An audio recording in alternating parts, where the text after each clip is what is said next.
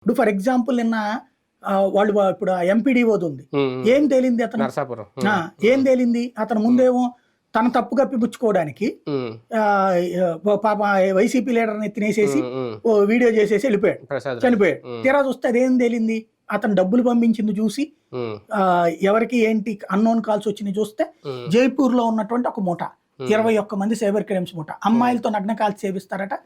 అది మొత్తం video record చేసి ఇక అక్కడి నుంచి బెదిరించి డబ్బులు వసూలు చేస్తారు.